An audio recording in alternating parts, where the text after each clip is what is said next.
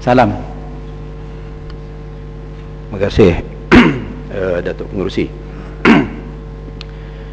Saya pun ingin terlibat di dalam perbahasan bajet tahun 2011, dan saya mulakan dengan ucapan tahniah kepada Yang Amat Berhormat Perdana Menteri yang telah membentangkan apa yang dinamakan sebagai bajet terakhir Barisan Nasional oleh Yang Berhormat Pokok Sena.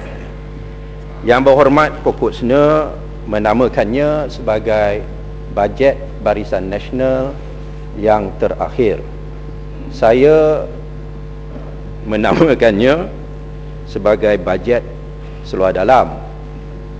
Saya merasakan bajet terakhir Kerajaan Barisan Nasional amat wajar memberikan keutamaan dan menyebut persoalan harga baju dalam dan seluar dalam, kerana itulah keadaan yang ada pada Kerajaan Barisan Nasional, di mana mereka sudah jelas kehilangan idea dan tidak mampu mengemukakan satu bajet yang berwibawa dan yang mempunyai di dalamnya kaedah-kaedah untuk menyelesaikan masalah ekonomi yang dihadapi oleh negara kita.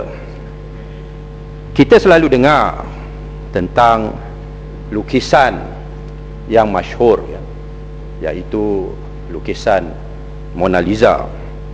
Ianya dilukis oleh seorang ahli pelukis yang tersohor yang bernama Leonardo da Vinci. Dia melukisnya, dan hasil daripada kemasyhuran lukisan itu, maka banyaklah tiruan-tiruan yang telah juga dihasilkan. Amat silap bagi seseorang untuk menganggap bahawa tiruan ataupun pelukis yang melukis satu tiruan itu, oleh kerana ianya seakan-akan sama dengan lukisan yang original itu, maka dia menganggap pelukis tiruan itu sama hebat dengan Leonardo da Vinci, kerana sebenarnya peniru itu hanya mampu meniru, dia tidak ada kreativiti, dia tidak ada bakat, dan dia tidak dapat menggambarkan sesuatu gambar sebelum ianya dilukis. Begitulah juga dengan bajet yang dikeluarkan oleh Barisan Nasional. Kita pernah mendengar beberapa ahli yang berhormat Barisan Nasional memuji bajet Barisan Nasional ataupun kerajaan Barisan Nasional yang dibentangkan oleh Yang Amat Berhormat Perdana Menteri, dan mengatakan betapa ianya berjiwa rakyat, dengan kenaikan allowance imam, kenaikan allowance pengerusi JKK, kenaikan gaji guru kafar, bantuan sekolah agama rakyat, kenaikan hairat kematian bagi pegawai-pegawai kerajaan. Hakikatnya ini semua merupakan dengan izin a cheap carbon copy of the Pakatan Rakyat government's budget in various states. Inilah hakikatnya. Kita telah melakukan semua ini sebelum ianya diambil dan diciplak oleh Kerajaan Barisan Nasional. Walaupun kita suka dan kita menyambut dengan baik, hakikatnya ianya merupakan a cheap carbon copy dengan izin, dan seperti biasa orang yang meniru tidak mampu menjiwai semangat yang sebenarnya di sebalik bajet yang dikeluarkan oleh penghasil yang asal.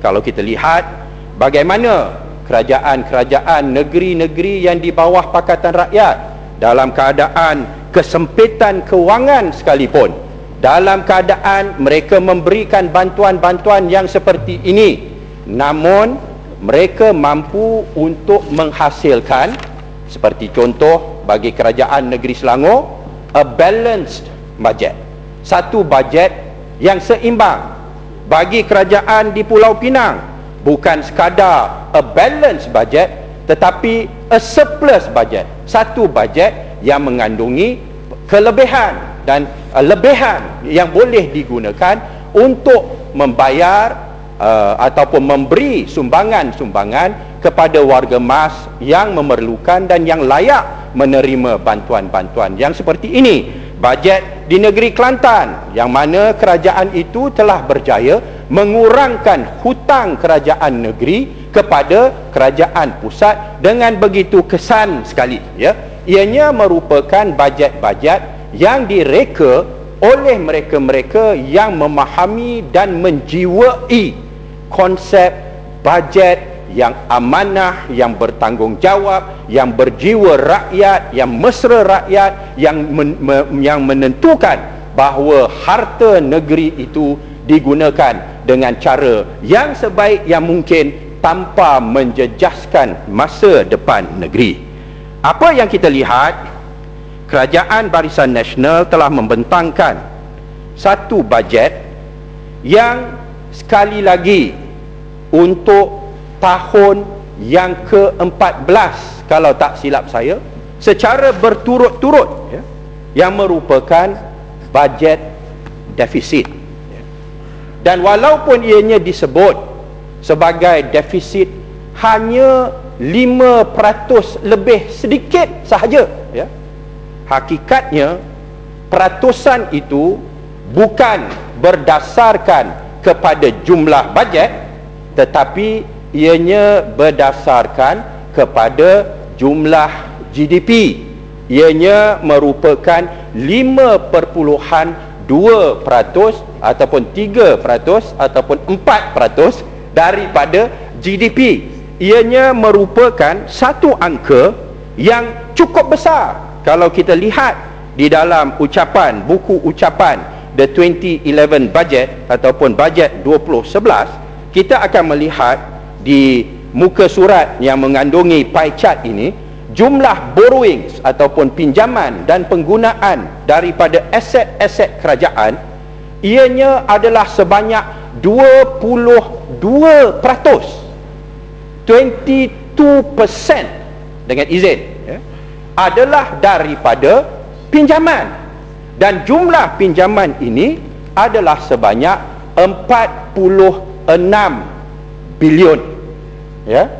Ini merupakan satu jumlah yang cukup besar, dan apabila kita lihat bahawa kita pun pada masa yang sama membayar hutang negara sebanyak 18 bilion. Maknanya apa? Maknanya kita ni pinjam untuk nak bayar sebahagian daripada duit itu, ialah kita pinjam untuk nak bayar pinjaman yang kita kena servis. Kita pinjam 46 bilion, kita bayar daripada duit yang kita ada 18 bilion tu untuk nak servis pinjaman yang sebelum ini. Ini merupakan satu keadaan yang amat parah. Maksudnya, kalau tidak ada pinjaman 46 bilion itu, dengan cara pengurusan kewangan yang dilakukan oleh Barisan Nasional, kita takkan ada duit untuk nak bayar pinjaman yang telah kita buat sebelum ini.